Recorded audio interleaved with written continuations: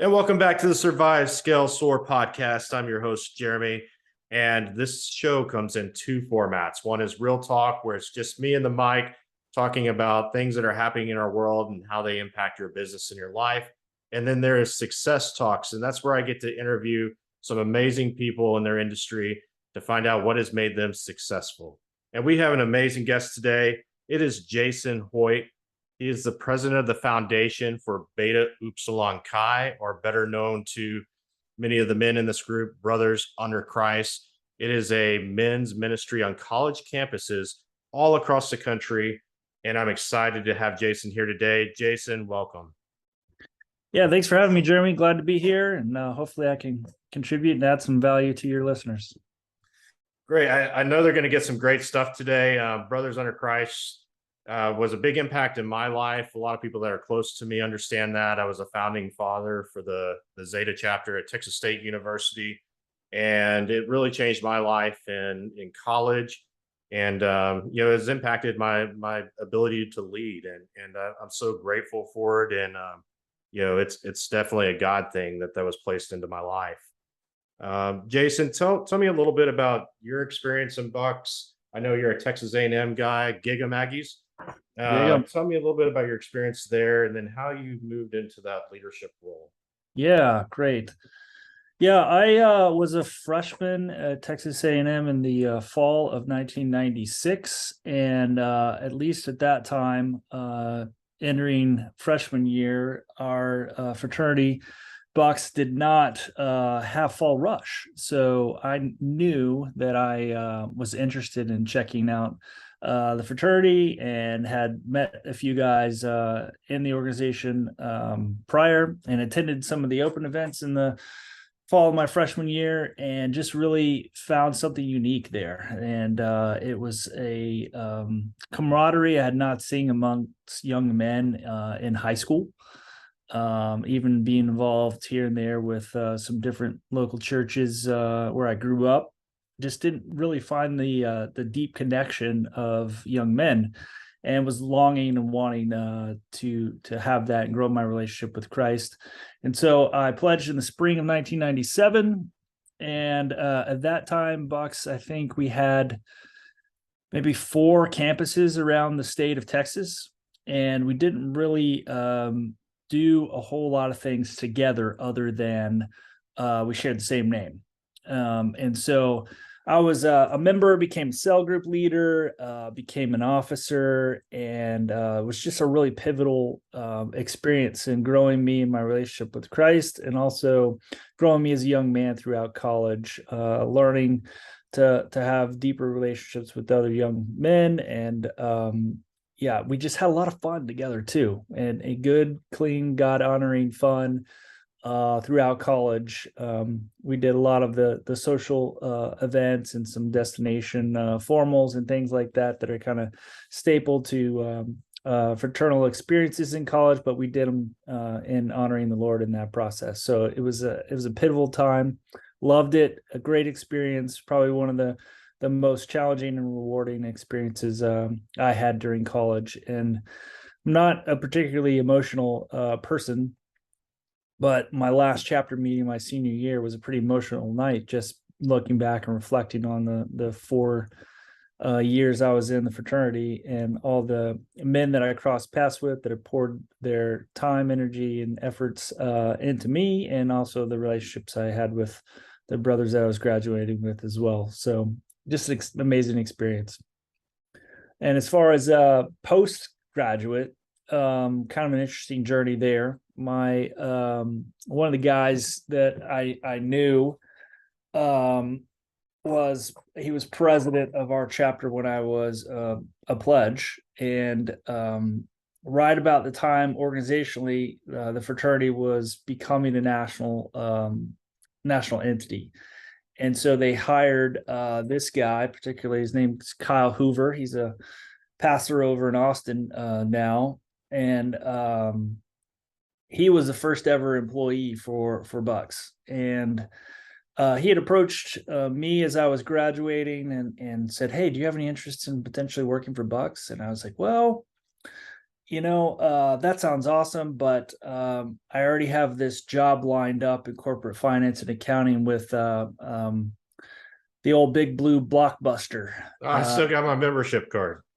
So yeah, I worked there at Blockbuster in their corporate headquarters for the first 4 years or so out of college, and then kind of the opportunity kind of came back around for me to work for Bucks in 2004, and I really jumped at the opportunity to go after that. Really, because I now had a little bit of perspective in the corporate world.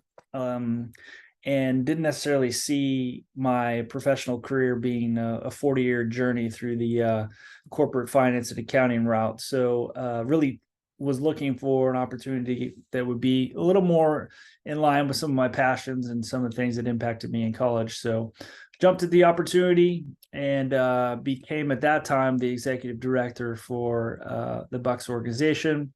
And at that time, we had about 600 members and about 11 campuses, mostly in the state of Texas.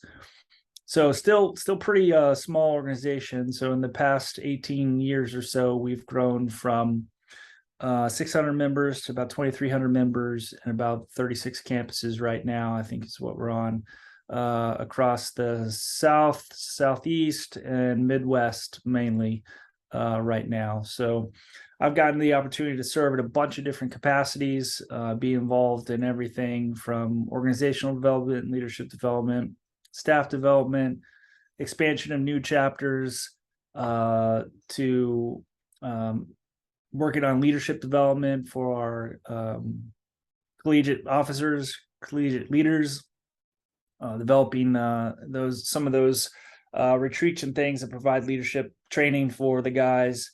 To now what I do as the president of the foundation is really I work on and in the alumni association and building relationships with guys, helping guys transition from collegiate to life. And I do quite a bit of resource development and fundraising for the organization as well. So those are kind of my primary roles now, but I've been able to kind of be a part of developing and growing the entire organization now for a good long while.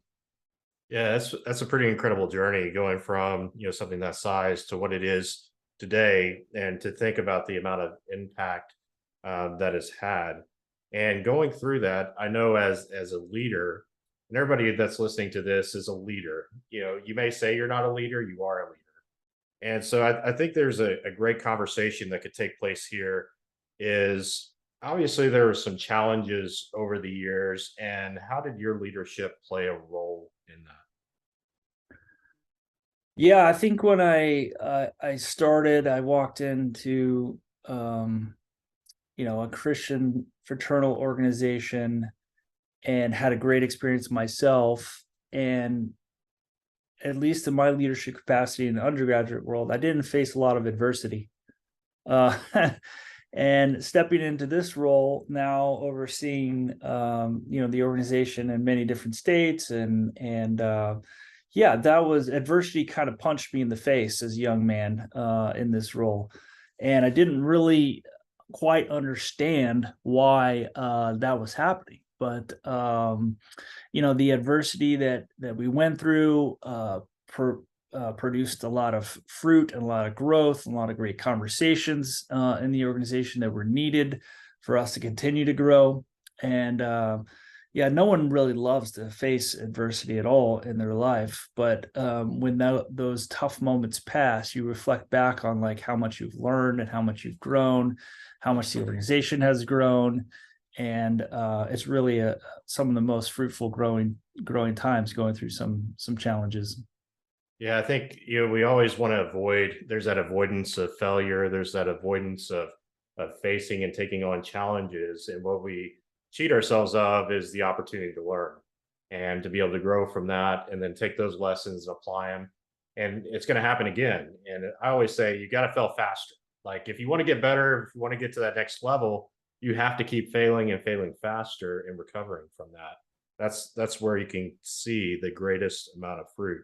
Now, you had a big challenge here not too long ago, and that was with COVID. And what a lot of people if they don't have a student that's going to college, or have never been to college, or they weren't impacted in that way because of COVID. Give us a little insight to what happened once they made that decision to lock down schools. What happened with the organization? Well, I think like anybody in our world today, no one really had a playbook for it. No one really knew where to go next. But we were actually on spring break in spring of 20. So the vast majority of our campuses were already away from campus. They were home, on wherever they were, whatever they were doing. And we got notification from our first university that that the students were not going to come back after spring break. They were going to give them an extra week of spring break. And of course, at first, students are just ecstatic. Yeah, 2 weeks of spring break. That's incredible. But it was a domino effect, I think, for universities across the board. And I'll probably talk about this later. But universities are really adverse to risk. They don't want to be in the limelight. They don't want to be in the limelight for the wrong reasons. And so there was this domino effect across all of our chapters, all of our universities where our chapters are at, of like, hey, they're basically following one another, giving an extra week of spring break and or going all remote very quickly. And so for us, at first, it was a challenge being a social organization that can't meet socially is pretty challenging. How do you keep members engaged? Why would they want to continue to be a part of the fraternity when they cannot gather together and have fun and do the normal social events that they normally do? So that was immediately a challenge. Fortunately for us, from a bigger perspective as an organization, at that point in time, our members pay membership dues on a semesterly basis. The vast majority of our members had paid their membership dues by that point in time. And so for us in the spring of 20, we were financially okay for the number of months remaining. And so in the summer, I guess it was June of 2020, it became really clear that our fall 20 campuses were going to be impacted. And so then we began to go into sort of the emergency mode that everybody sort of went into that owns a business or is in business, and try to figure out, how do we survive this? And so what we did initially was we wanted to retain as many members as we possibly could. And so we made the decision, one, to reduce our membership dues for the fall semester, to try to retain as many guys as we possibly could. And then we went directly to our leaders and we began to prepare them for, hey, how do we operate the fall semester via Zoom like everybody has, or digitally, and how do we prepare them to lead through that? For some of our chapters that are smaller in nature, it's not incredibly difficult to host a gathering of 30 or 40 guys, but some of our larger chapters are 100, 150, 200 members, which is really challenging to do anything productive on a Zoom call with that many people, other than just talk at them. So one of the things and value propositions I think BUX brought to the table that was unique to other fraternal organizations is we have what we call cell groups, which are small groups of 4 to 6 men that meet together weekly, and that's their opportunity to really kind of share the things that are going on in their life, things that they can need prayer for, just bear one another's burdens, and fight for one another in their walk with the Lord and their growth as young men. And so for us, largely we were able to continue to meet in groups of 4 to 6 people, even though abiding by all the protocols there, we could still find a way to do that. And so that was kind of a linchpin for us to hang our hat on, that guys would look forward to. That it was largely outside of their roommates, probably their only social interaction they had that semester. And so we were able to really focus in on providing value to our guys there, and we were really successful, I think, in doing that. And so yeah, membership was still down a little bit, but I think because of the way we are structured with cell groups, that we were able to work through that. And then by the middle part of spring 21, things were starting to kind of open back up on college campuses, and we were able to finish out that semester with doing some of our normal activities towards the end of the semester, which was fantastic. Yeah, I love that, and how God used that situation to fall back onto the cell groups. It's that getting in order to get big, you have to get small first. And I can only imagine those conversations in that intimate setting of 4 to 6 people, the amount of growth and how God blessed that. Uh, Yeah. where a lot of other fraternal organizations or sororities might not have had that, just because of the size or the way they're structured or their mission or their values or whatever it may be. That Bucks had that. Yeah, it was pivotal. It was instrumental. I mean, guys were struggling. Things that men don't talk about much is, in areas of mental health, depression, anxiety. Men don't really talk a lot about that. And it was really a fruitful time for guys to be able to talk about, their fears and their anxieties, and what is this, how is this going to affect my college experience, how will this affect the rest of my life.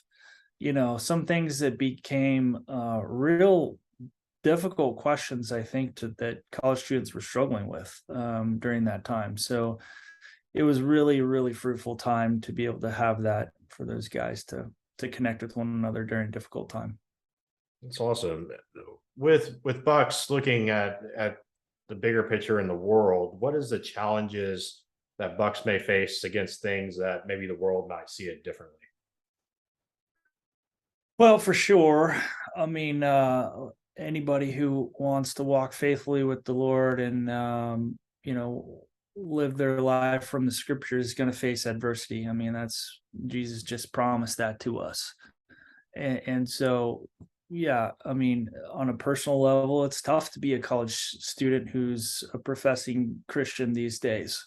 They face lots of challenges to their faith, and challenges to conform to the masses. And as I kind of mentioned earlier, I think universities are largely risk averse to things. They don't want to be in the limelight, in the news for all the wrong reasons. And so, as a way to do that, they tend to look for opportunities to where challenging situations can be resolved quietly. And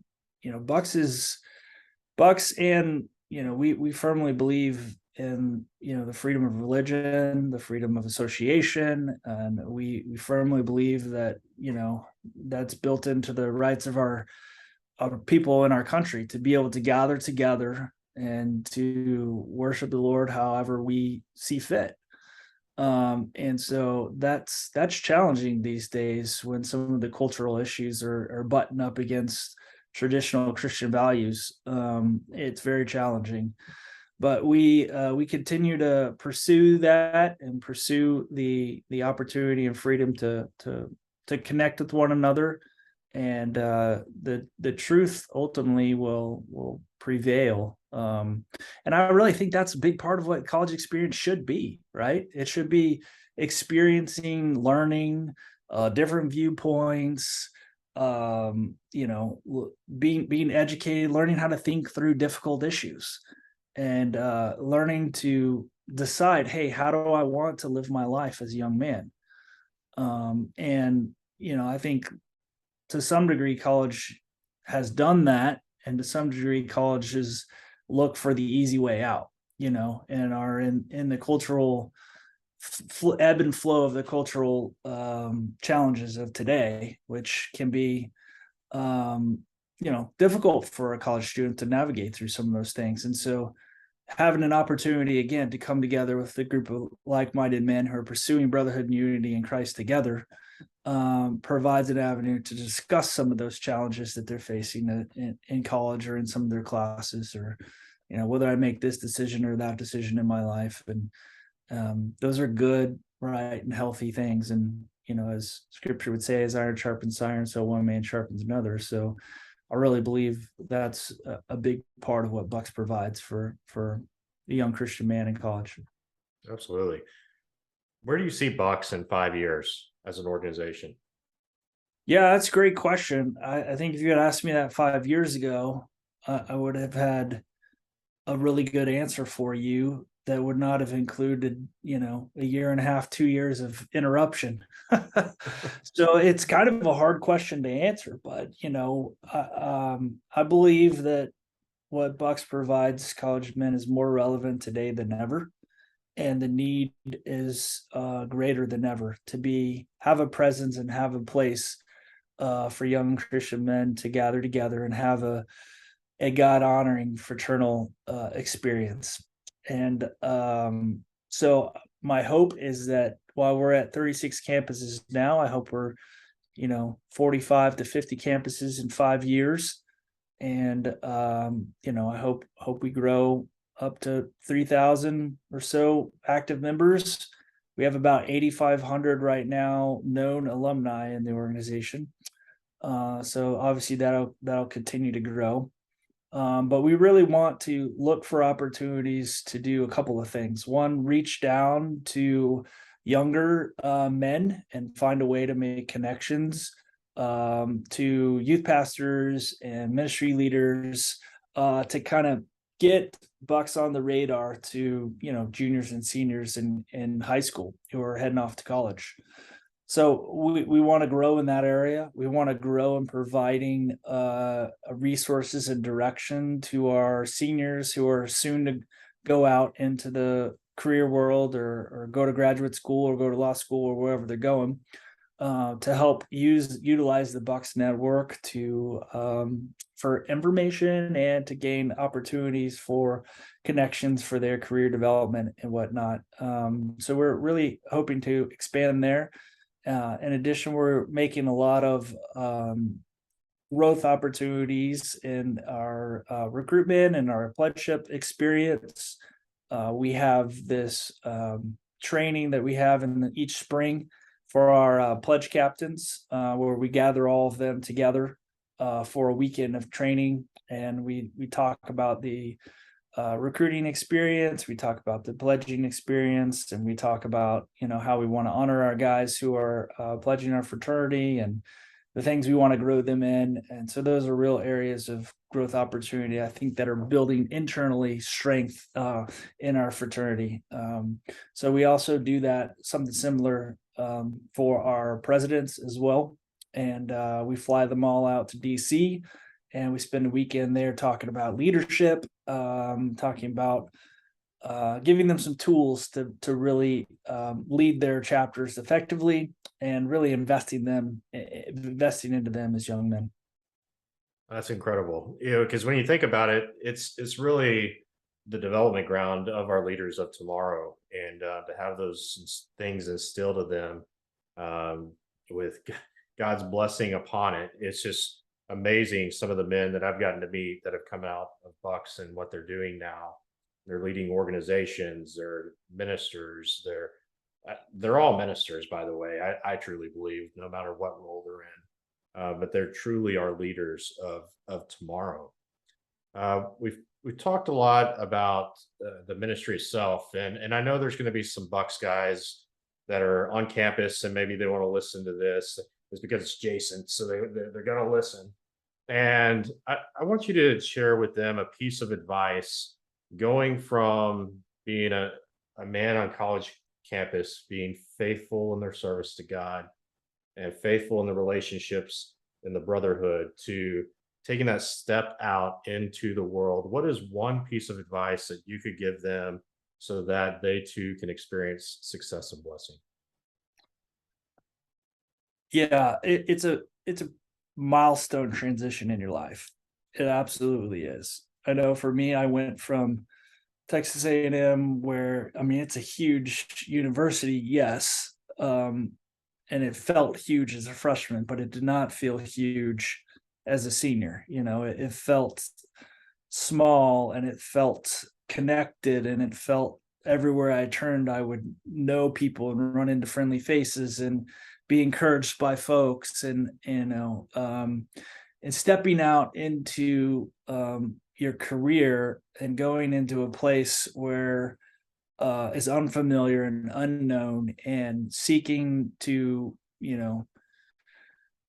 do your work with excellence, and going into an environment that may not be the same environment you've surrounded yourself with in college. It was very, very challenging. And so my advice right off the bat for our brothers that I always say is, hey, where are you going to find your like-minded community?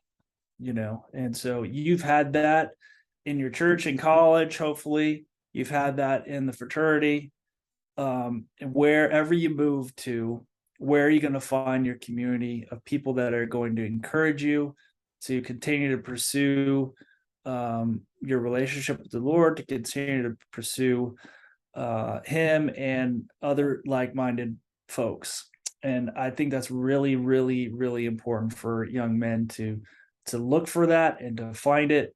And then in your career, look ahead to, if I stay the course of this career path that I'm starting in, what does that look like?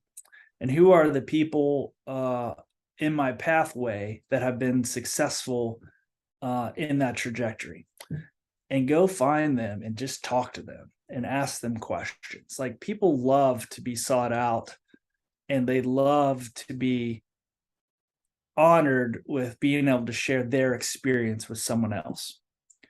And now that I'm in my mid 40s, I feel that happening more and more and more in my life, when I get the opportunity to share with a younger person, like, hey, this is what I've been through, this has been my journey. And I love getting to share that, and I think most people do too. So don't be afraid as a young man, entering the career world, to look for, hey, who can provide some wisdom, some experiential wisdom in whatever career field or life place you find yourself in. I think that's just really, really valuable.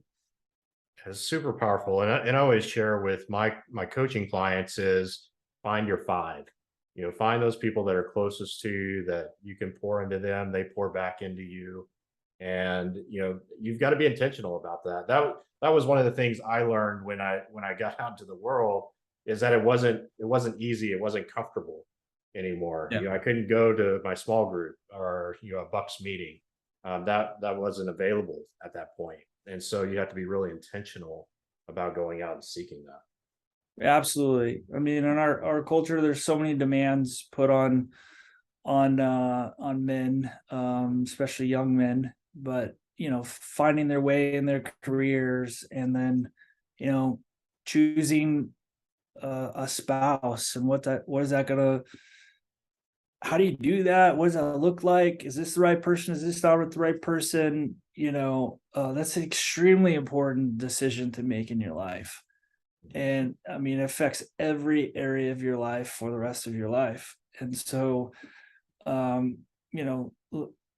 do you do that? And again, seeking out wisdom from other people that have been married a long time and can provide that wisdom is just, again, super, super valuable, to anyone in that stage. That's awesome. All right, so you're the president of the foundation for the organization, and I want to give you a couple minutes now just to talk about how, like, somebody listens to this today, maybe they have a student that's going off to college, and they may have an interest in joining Bucks. How can I impact that? Or maybe they don't, they just have a passion for wanting to help young men seek out the Lord and walk faithfully. How can they support the Bucks organization? Yeah.